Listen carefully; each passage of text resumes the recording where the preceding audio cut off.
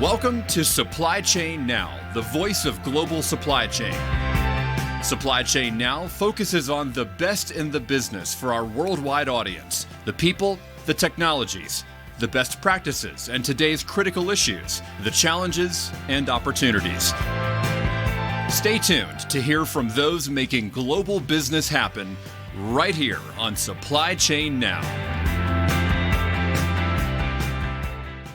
Hey, good morning, good afternoon, good evening, wherever you may be. Scott Luton with you here on Supply Chain Now. Welcome to today's show. Folks, today we're continuing one of my favorite series, one that we like to call the Now Generation, where we sit down with students and educators and practitioners even from some of the leading supply chain management programs around the world.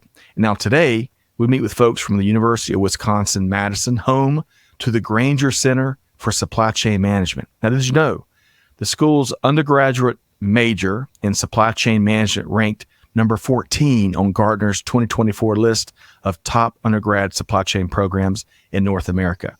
Their master's programs ranked, their MBA program in supply chains ranked, a real trifecta. So I can't wait to learn a whole bunch more here today. So folks, stay tuned for a great conversation featuring brilliant minds that will be setting out to change how supply chain is done in the decades ahead for sure. Now, joining me here today is my special co-host today, Jake Dean, Director of the Grainger Center for Supply Chain Management at the University of Wisconsin-Madison. Jake, how are you doing today? I'm doing very well, Scott. Thanks so much for having me. You bet. I cannot wait to dive in here today. Appreciate your wonderful help and facilitation. Now, Jake brings more than 2 decades of supply chain management experience and expertise to the table, especially from a retail and technology perspective.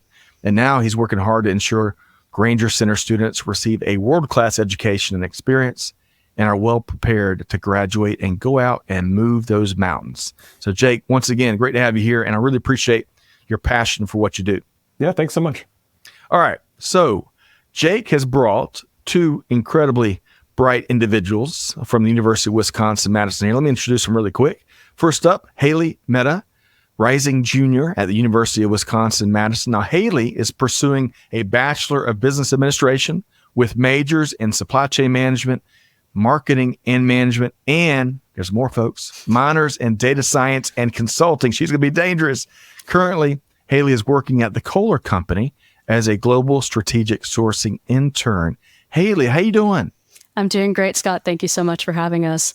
You bet. Goodness gracious. You've got a lot going on, but as does your colleague here. So Peter Freye is a rising senior at the University of Wisconsin-Madison. Now, Peter is studying supply chain management, marketing and operations, and technology management at the Wisconsin School of Business. Now, he also serves on the board of directors for the Grainger Center of Supply Chain Management amongst a plethora, I can never say that word right, a plethora of other leadership positions.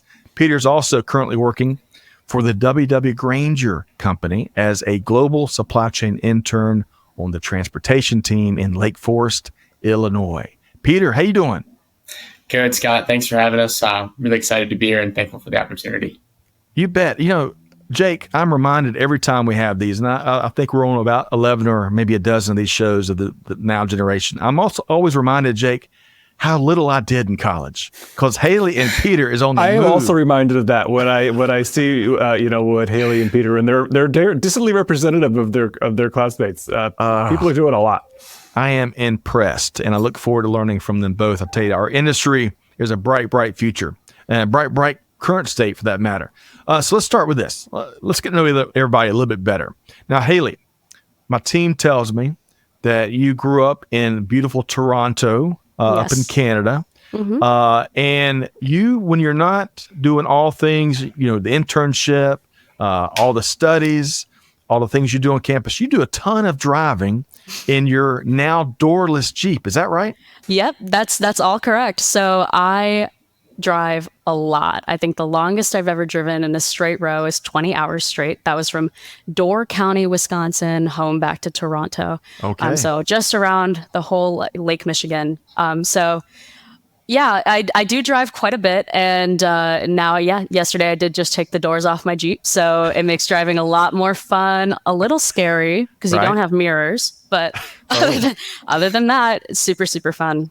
Oh, Hailey, I tell you, I never thought about that when friends of ours do the same thing with their Jeep. And that means, a lot of times we spend a lot of time reducing our blind spot. But when you do that, you have a bigger blind spot. Is that right, Hailey? I think it's the opposite. I think there's no blind spot. You just look, okay. you look behind you and you can see everything. So you're good. I love it. All right. So folks, if you see Hailey zoom past you up there, Wisconsin, maybe headed to Toronto, you'll know a lot more about what she's up to these days, especially in global supply chain to come. Good stuff. Great to have you, Hailey. All right. So Peter, now you're from a really cool sounding town in Wisconsin. It's not spelled this way, but it sounds like Partyville, Wisconsin. Is that right? That is correct. Little Partyville. I love it there. Now, is it a small, quiet town, or does the name do it justice? It's a bit of both. About 2,000 people, so pretty small, but we definitely know how to have a good time for sure. All right. And now I hear that when you're not doing all of your leadership positions, that you they had a long list of them in your bio I saw, and when you're not matriculating through and studying, staying on top of things, you love to be outside in your free time, love to golf, and also, what is this, wake surfing? What is wake surfing, Peter? Yeah, definitely love to be outside. Wake surfing it's kind of like instead of like surfing in the ocean, we surf on a lake behind a boat. You're pretty close to the boat, turn the speakers all the way up. You're only going about 10 miles an hour, so when you fall, which happens pretty frequently for me, it doesn't hurt nearly as much as if you're going a lot faster, like water skiing. Gotcha. Okay. Up in Partyville, Wisconsin. The picture's coming together now, Peter. Oh, for sure. One last question before I move over to Jake. Are you a better golfer or wake surfer? Oh, that's tough. If you ask my friends, they'll probably say wake surfer. But I still beat all of them in golf. So it's a bit of both. Oh, man. Okay. Peter's throwing the gauntlet down. Love it. Well, great to have you here. Appreciate you sharing a little bit about yourself. All right. So, Jake. Now you, and again, thanks for your facilitation here. I really enjoy meeting folks like you that are out there helping the light bulbs go off in these brilliant minds like Peter and Hailey. You grew up in Hamilton, Ontario, Canada. Is that right, Jake? I did. It's probably only half an hour or so, 45 minutes from where Hailey is. Okay. And is it really, I know you're not there now, Jake, but is it as warm as the rest of the country here is lately? The climate is pretty similar to Wisconsin, although it's shockingly slightly warmer, I would say. I mean, not tropical by any means, but, a few degrees. I think Hailey and I are one of the few people who left Canada to go to a colder place. Okay. Yeah. I tell people that. All right. I've to get my geography right. I tell you, it can't be hotter than Georgia. It has been so hot here lately. Wow. Not even close. Not even close. So, Jake, I learned today that you, this never came out in any of our previous conversations. You're basically a foodie, big interest in food. And I loved when I asked you earlier about your favorite style or type of cooking or cuisine even. You love these one pot dishes. Tell us more about that. I mean, yeah, I kind of like the idea of something big in a pot that sits there for a Sunday afternoon, then you get to dig into a nice meal when you're later or later than that. I am a foodie. I like to eat, but I do enjoy my food taste ranges more towards simpler rather than the really fancy stuff that people put on a plate with tweezers. Love it. Jake, I might be cousins. If Amanda was here, who's behind the scenes helping production, she'd tell you, I love put a pot and making a mess in the kitchen and let it cook all Sunday afternoon. So we'll have to exchange our best practices Sounds later. good. And by the way, Vietnamese pho. Talk about a pot that sits for a while. We're big fans. There's all kinds, especially in the Beaufort Highway part of Metro Atlanta. Lots of delicious. I like eating that. I've never tried to make it. Maybe that might be a task for me. We'll talk more. All right. We'll talk more. Well, hey, Jake, welcome. And thanks again for bringing Peter and Hailey to our global audience here today. So let's get into what we're talking about, supply chain today, right? Now and what's to come. So I want to start with level setting a bit here. So Jake, as I've shared with folks, you've got a practitioner background, and now I'm sure you're leveraging that as you train and educate and help build the talent pipeline coming into industry now and in the future. So tell us about your background and your current role. Sure. So, Scott, I make no assumptions of how old you are, but I'm going to guess it's not too far from me. And when I was in college, late 90s, early 2000s, Yep. there were classes in procurement and there was a class in operations, but there was nothing that was called supply chain. And I It was something I not exactly fell into. I think I wanted to be an engineer, and then I took chemistry in high school, and it just didn't really make sense. And so I just, what can I do that is sort of things moving around that isn't really engineering, and business, and this thing that was sort of starting to be known as supply chain management. I learned about it and ended up with starting a career in retail supply chain at a fairly well-known retailer in Canada called Canadian Tire, but they don't have any operations in the US, so most people in the US haven't heard of them. And then I wanted to grow in that career, and we're talking early 2000s, and I wanted to grow that in business, and there wasn't really much opportunity in Canada to do something supply chain related. And so I actually found this program, and I was a graduate of this program, its MBA program in 2009. And it was a great opportunity. I really enjoyed the support that I got from everybody involved, both the staff, faculty, and the people that I met. And then I ended up in technology. I had no particular passion for technology. Cisco offered me an internship, and I accepted, and that started my technology career that lasted 7 years. And I really enjoyed that. I enjoyed the dynamism, I guess is the word, of being in the Bay Area. I'm going with it. Dynamism. I'll go with something. It's dynamic, right? I enjoyed how much stuff was going on out there, and I enjoyed how fast it changes and how much people move around and all that. But then was looking at, what I wanted to do next, and was that going to be in California, or was that going to be back more in the Midwest or where? And this opportunity came up to really apply my supply chain industry skills, but towards a group of students. And so to keep the programs here that we offer in supply chain relevant to industry, because we've got a lot of great faculty members teaching programs I do teach class myself. I taught Hailey this past semester. But when I'm not doing that, the biggest part of my role is to make sure that the education that everybody's getting here is relevant to industry. So by making sure we bring people in and giving students opportunities and making sure the funding all works and all that. So I really enjoy practicing supply chain from an academic setting, and then getting to work with great students like Peter and Hailey, and teaching them the basics, and then going to see what the great things that they go and do with those once they get out into industry. Oh, I love it. It's music to my ears, Jake, and clearly your passion for all of that really comes out in your response there. And while I know we all know that we can learn from all different industries and sectors that where supply chain is involved. Of course, supply chain touches everything. But one of my favorite parts of the global business world to really study and keep the finger on the pulse of is retail.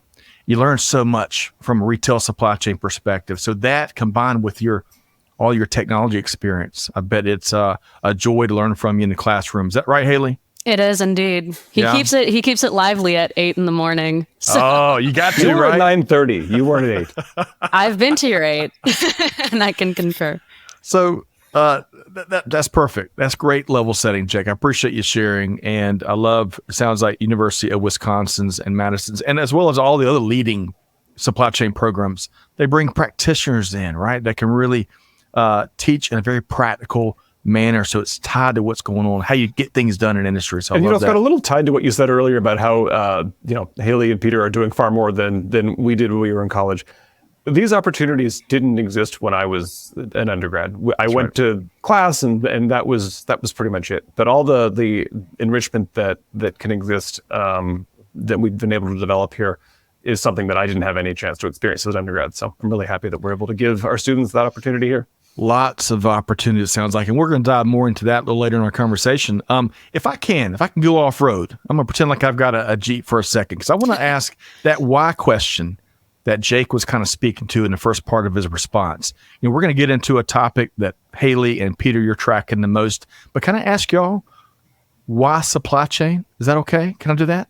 Hailey, what for you, as you were kind of figuring out what supply chain management is, whether it's pre-college or during college, what was your why for that?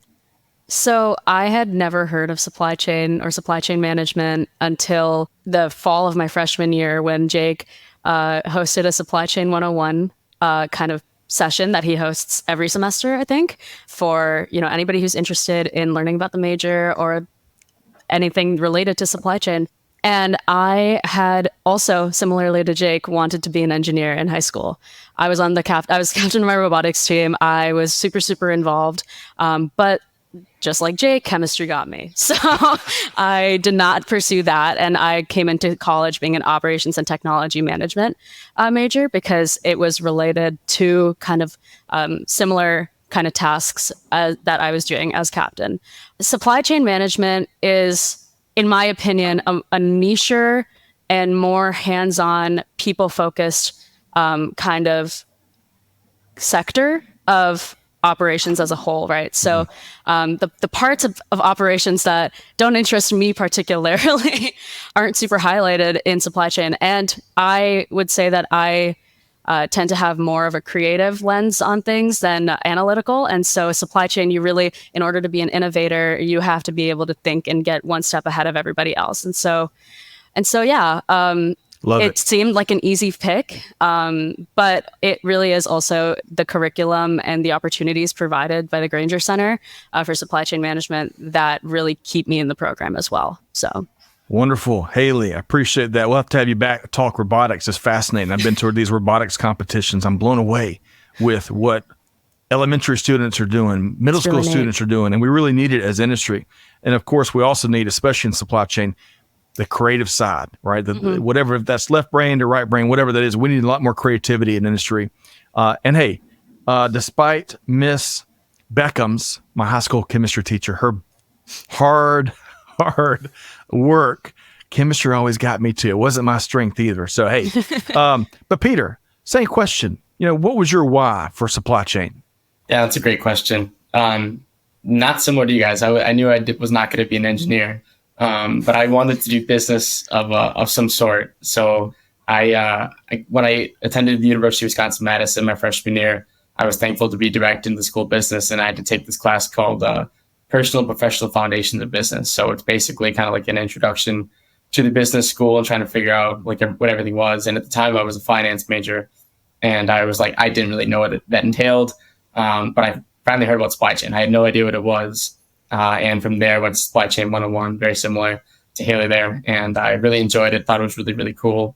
I felt like it aligned more with my strengths of being more of a critical thinker and kind of end-to-end process instead of just number crunching. So for me, I was really able to kind of get into the world of supply chain. I had an internship my freshman year of college going to my sophomore year that really kind of like allowed me to get some great hands-on experience in supply chain. And from there, I was just like, this is really enjoyable. I'm working with processes, I'm working with projects, I'm working with people. And I really got to touch a wide variety of the business. And for me, like being able to have that end-to-end knowledge of the business with supply chain is something that really intrigues me. And there's a bunch of different areas to continually learn from throughout the entire time of your career. Peter, love your response. I love your focus. Much like Hailey, you mentioned people several times and your love for people throughout your response. And hey, that financial background, we also need, as y'all may well know, supply chain finance is a thing. And I tell you, if you can talk the ops side and talk the language of money, you're going to have a leg up on lots and lots of folks. So Jake, I got to circle back because they both spoke to Supply Chain 101. So if you're not already involved in college football recruiting at University of Wisconsin-Madison, I got to bring you down to my Clemson Tigers because it sounds like you are quite the recruiter. Tell us, what'd you hear there in Peter and Hailey's responses of why supply chain? Well, I like, first of all, I am not the greatest recruiter, I would say, but what I liked about their responses was they're pretty broad based and talked about various different things that you can do with supply chain. And I think that's something that is really powerful about it. You can be in so many different areas, so many different industries, within industry, so many different functions. I really like that people come at it from that perspective because you can do so many things with it. That's right. Oh, the places you'll go and all the opportunities you've got in the wide world of global supply chain. I agree, Jake. All right. So there are many issues and topics that Peter and Hailey and Jake are passionate about, but we asked each of them to kind of focus on one of their top topics that they're really interested in. And Hailey, I want to start with you. In the pre-show, you were starting to talk about gaps you're seeing in data collection, especially in sustainability. Tell us more about that, Hailey. Right. So currently, like mentioned earlier, I work at Kohler Company. I'm the responsible sourcing program and the sustainable procurement team. And so a lot of my job and what I've been doing this summer is trying to understand how regulatory compliances across the world are going to impact how we collect data, are going to impact how we track our scope 1, 2, and 3 emissions. And it's pretty interesting to see how you can go to one side of the country, like California, where they have all of these intense regulations. And, if you are a carrier or a third logistics provider, you are required to track a certain amount. But if you go to the other side, there's companies who are just getting the leg up and just starting. And, we have so many different modes of transportation.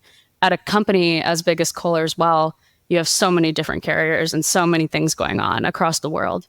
So there is a huge data discrepancy. And I would imagine that follows through the entire industry where, you don't really know what's your first step in trying to collect that data. Do you go to the providers? Do you go internally? Do you try to find it, in like a SharePoint folder? Or is it just, is it something kind of like a witch hunt of data? And that's where kind of my data science side in my minor in data science is really interesting to me, of being able to conglomerate that like huge data set and organize it. So yeah, that's been a real challenge, but good to experience for sure.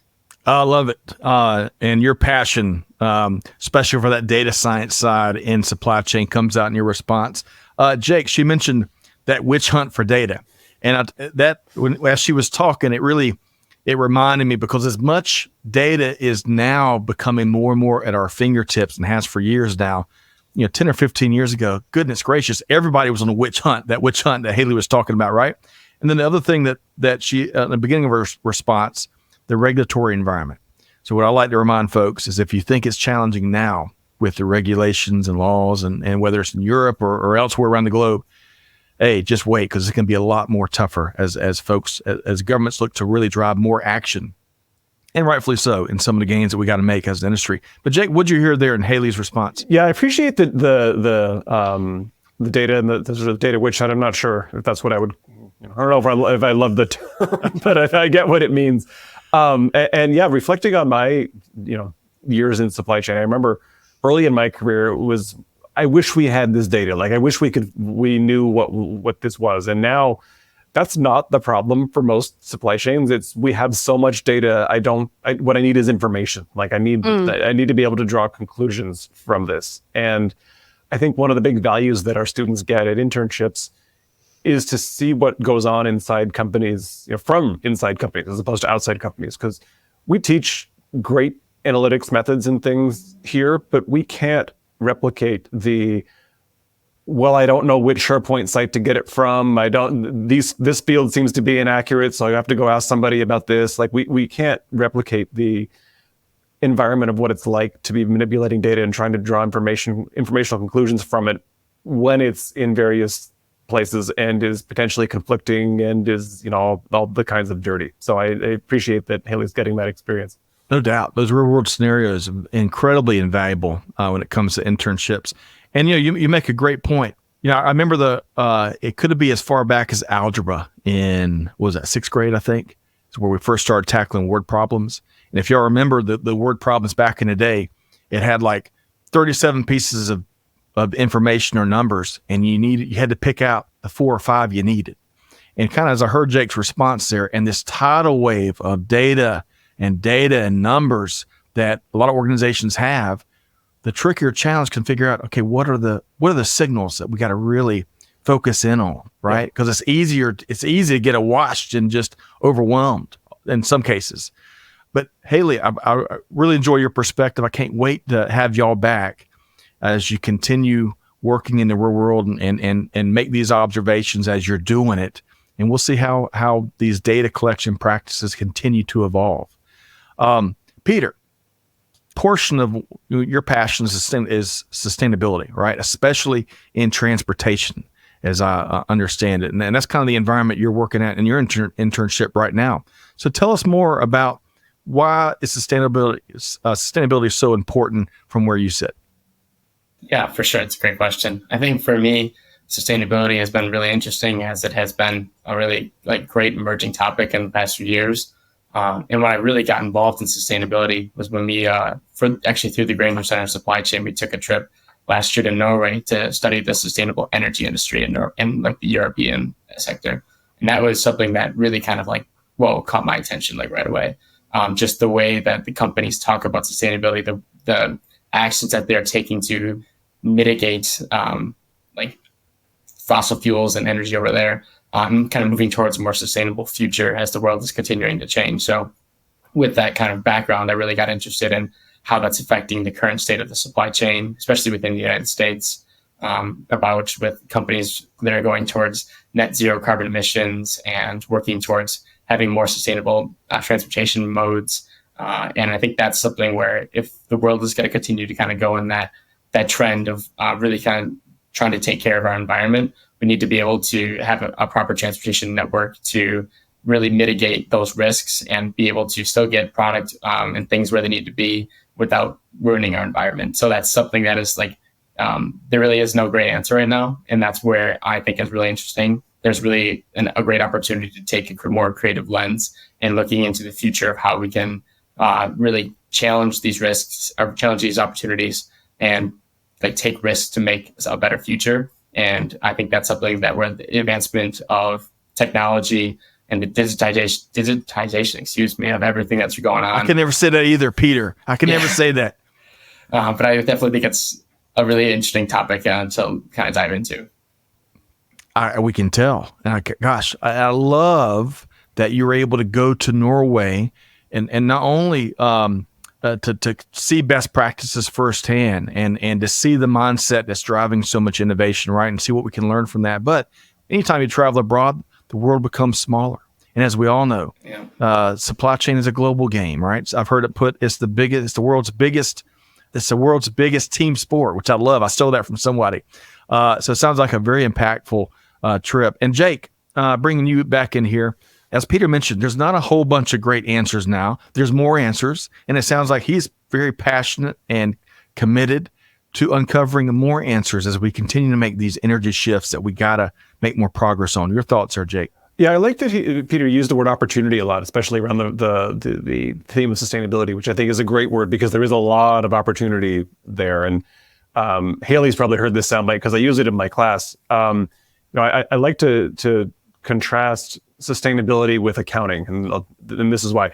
If I asked you, is Apple a more or less profitable company than Unilever? We can answer that question very quickly, right? 10 seconds in Google could tell us based on their last annual report. But if you drew that comparison again between is Apple a more or less sustainable company than Unilever, how would you even start answering that question, right? They're in such different business sectors that the things that they're going to do where they're going to have their impact they're just so different. So there's a ton of opportunity there to figure out in that space, how do we really get to measurements that are useful across industries? And I think that, back to the regulation, I think that some of the tension on regulation is that what's really valuable or important or difficult for somebody could be the exact opposite for a different person or a different company, and that just has to do with their industry, not their approach to business. So yes. I think there's a lot we're going to be able to do there. Yeah, well said. We could have a 100 episode podcast series, I think, diving in both their responses there between Hailey and Peter. But the whole energy industry in general is really becoming so much more intriguing to me. We've had a good fortune in the last couple months to interview a couple of supply chain leaders in the industry, right?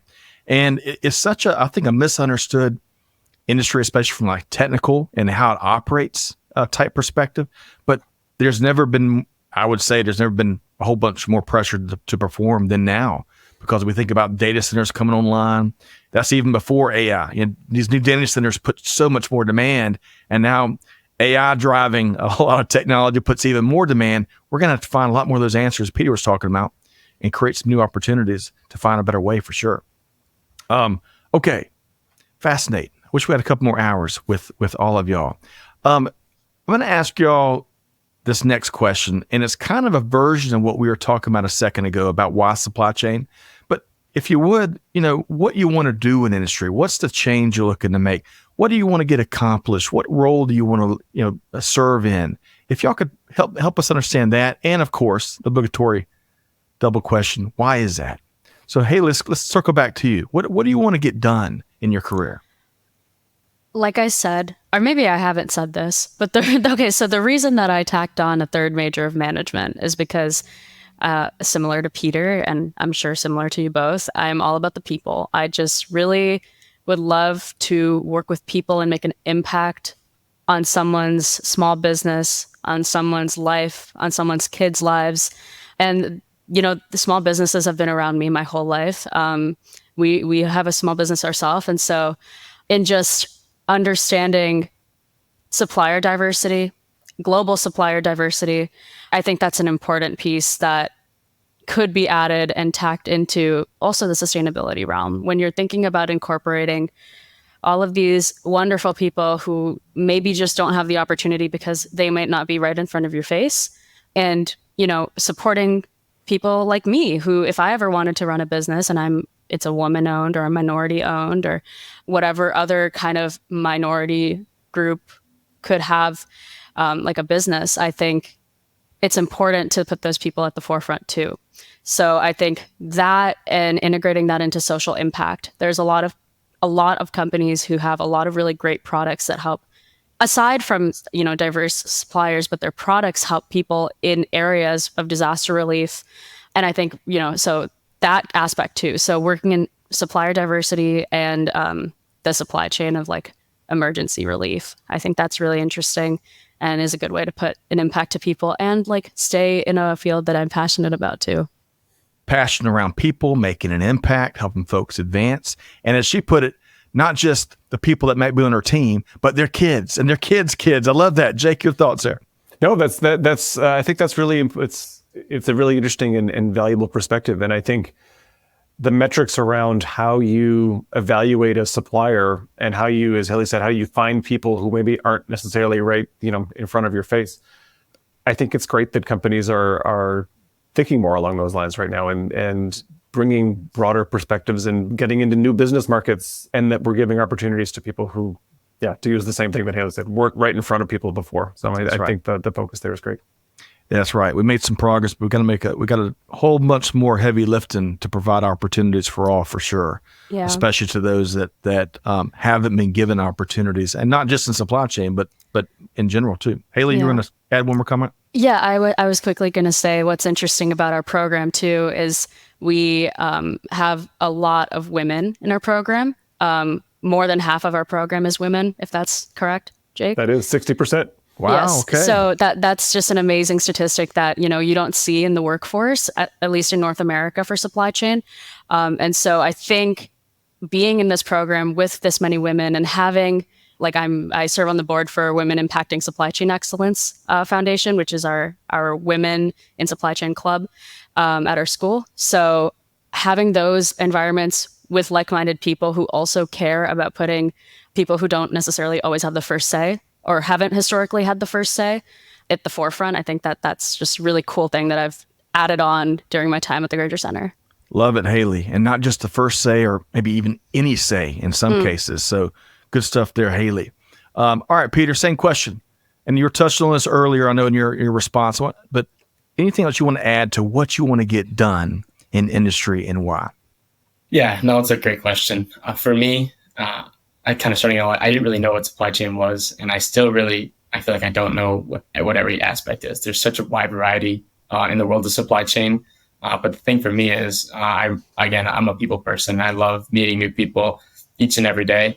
And I think when you look at supply chain, you don't really hear about supply chain unless there's an issue with it.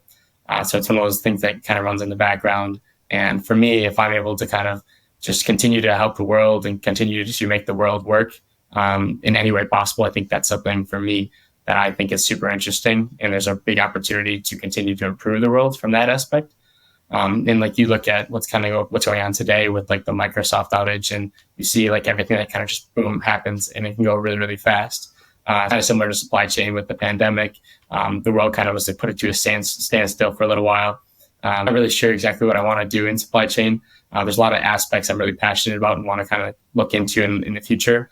But for me, it's just at the end of the day, the only reason why I want to work is I want to be able to help other people. And I want to make sure that the world is going to continue to be the best version of itself, basically. Peter, I love that. And what I heard you say, I think if I've got this right, is a beautiful message. You want to make things better. And you have a wonderful, I'll tell you, global supply chain and all the people that make up our industry are in a unique position to do just that. So I look forward to seeing what you and Hailey both do as you graduate and move out into industry. Jake, what'd you hear there?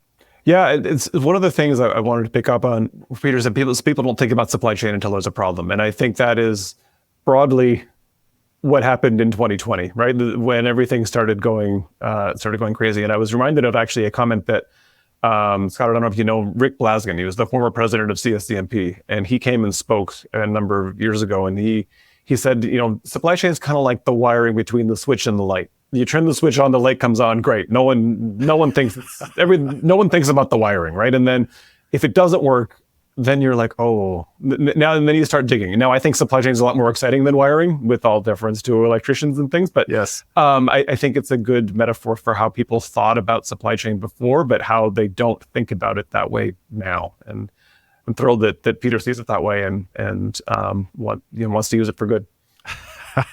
Jake, I love that analogy. I'm gonna steal that from you and Rick.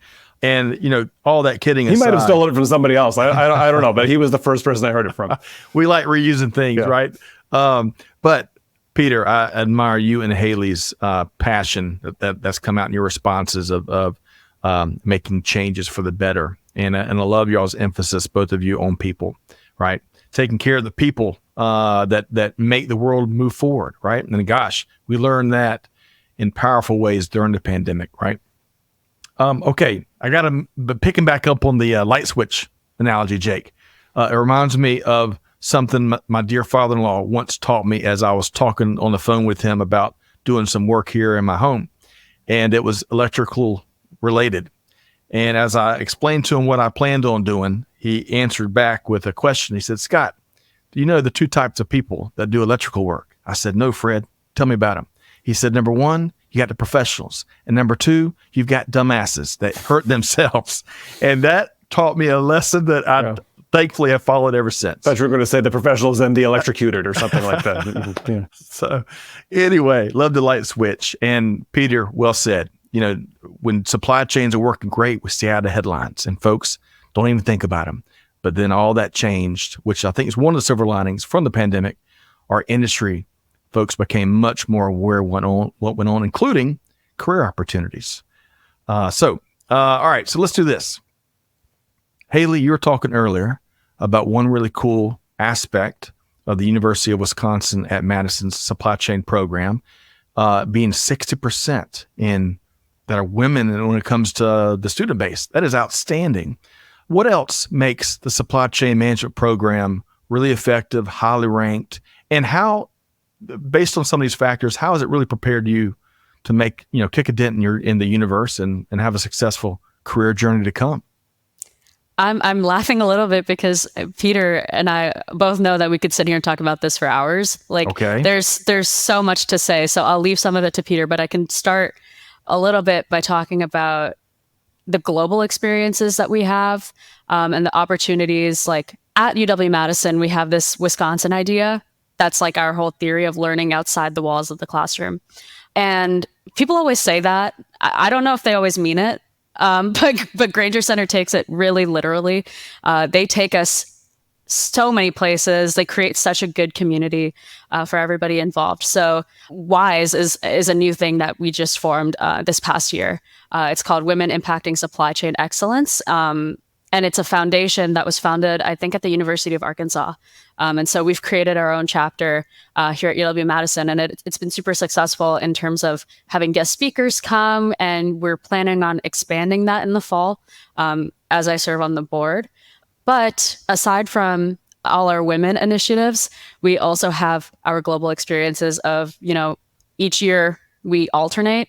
with our undergraduate program. So this past year, Peter and I had the chance to go to Germany to look at the automotive industry and supply chain. So, having those hands-on experiences, seeing how cars are made and solar panels are made. And, then they take us to like Kohler Company and we get to see how bathtubs are made and sinks are made. And I can't even count how many things that I've seen be made. And then you go to the distribution center. It's that hands-on learning that I've never been in a supply chain program elsewhere, so I don't want to say that they don't do it there, but I think we might do it best. So those opportunities at the Grainger Center really are just they're invaluable. I think you hear the things in class and you read case studies and, that's helpful to an extent, especially when you have like Jake at 9:30 in the morning asking questions about it and making sure that you read it, right? So those things are helpful to an extent, but then I think when you apply it, it's like a mini internship for a day or a mini internship for 10 days. And I think it's invaluable experience. So Completely agreed. And I'll tell you, Peggy Gulick is a great friend of the show, wonderful leader, worked at Kohler a long time, really involved in their innovative manufacturing practices. Mm-hmm. And you're right, Kohler's doing some really cool things. So to take students out and interact and put their eyes and ears and feet into those plants and see what's going on. Powerful learning experiences for sure. Peter, I think she left a couple, by my count, she left at least 7 things to talk about. Your thoughts of what makes this program so successful and how it makes you be prepared for a successful career journey. Absolutely. I think just starting off, it's going to be kind of a little bit of a broken record, but the people, I think it's great. So you got Blake and Jake, our 2 directors, do a fantastic job of not only getting students involved, but also getting a lot of professionals involved. So our staff at the Grainger Center, the ones that teach the classes, is a little bit of a mix between industry professionals as well as just some really great instructors. And from there, those kind of branch out, and we were able to have a really great network from that. So one of the events that I'm on the board of directors for, I'm in charge of the corporate relations. So about once or twice a month, we try to have these lunch and learns where we'll invite supply chain professionals to come to University of Wisconsin-Madison and talk about an emerging topic. They ranged from last year we had one on scope 3 emissions, which was really interesting. We have one on forced labor. So a lot of these really emerging topics that professionals are coming in to speak with our students about, which has been a really great learning experience because you're getting some fantastic learning experience in the classroom and then on all the trips that we're able to do. But also then you're getting outside the classroom, which I think is more valuable because that's kind of like the real world. You're able to network, you're able to go talk, you're able to actually pick their brain instead of more so just kind of like hearing about it. And that's kind of echoes in the classroom as well. One of the best instructors I've ever had the opportunity to learn from is Verta Blythe. And she just prides herself on her class having a very much discussion based. So from there, the class is like maybe 30 to 40 kids, but everybody is talking the entire time. It's a really great learning experience. It's a great discussion, and students are able to share their input and get some great feedback from other students. And it really just promotes like an amazing learning environment inside the classroom. But overall, the Grainger Center has so much to offer. I mean, and Hailey and I touched on it. Like we could talk about this for hours, but the people are what make it. And it's some great opportunities to meet some great people as well. Yeah, Love it. Even Go ahead, between Hailey. the 2 of us, we missed probably half of the things. So I appreciate what you've shared. And going back to Peter's response, I love the access to practitioners where you can really shake hands, sit down and talk shop, learn from these folks, network with these folks. That certainly helps not only the learning side, but helps the probably the job seeking side as well. The other thing you mentioned, we got a new podcast show coming up, Blake and Jake. Is that right? Sounds like a great podcast. Jake, what you hear there in both Peter and Hailey's response, it really makes you proud. Sure, and I would be remiss if I didn't clarify a couple of people that Peter brought up there. So Blake Bishop is the assistant director of the Grainger Center. He is the primary leader of our undergraduate program. So students talk to him about career and life and academic and all kinds of advising related things. He's a great addition. I often tell people that if they have good news to share, they need to tell it to Blake because he will be the most happy person for them. And so that's who that is that Peter was talking about. Peter also mentioned Verta Blythe. She actually had my position prior to me having it. So she attracted me into this place as a student a number of years ago. She's on our faculty. She's really, really, really cares about students' learning outcomes, and it's been a fixture here for a number of years, and both in the classroom and as the leader of trips. It's been that's great. I also would be remiss if I didn't thank the Grainger Foundation, which is the charitable arm of W.W. Grainger. Heard the word Grainger Center here a number of times. The reason it's called the Grainger Center is we were very generously endowed by the Grainger Foundation a number of more than 30 years ago at this point. And what that endowment money allows is all the things that Peter and Hailey are talking about, all these extracurricular things, the lunch part of the Lunch and Learn. We have money to do these things through the Grainger Foundation's generosity. So I don't have to ask anybody to, can I have some money to buy tacos for people? Do we have money to send people to this case competition? The trips they talk about, there is some student cost to that, but it's not the full cost because we have money from the Grainger Foundation to do that. So really grateful that we're able to, that first of all, a gentleman named Jack Niven had the foresight to ask for that money 30 years ago when nobody was asking for something to do with supply chain, and that we are still reaping the benefits of that so many years later. Hugely. Wow. Let's talk about foresight. Yeah.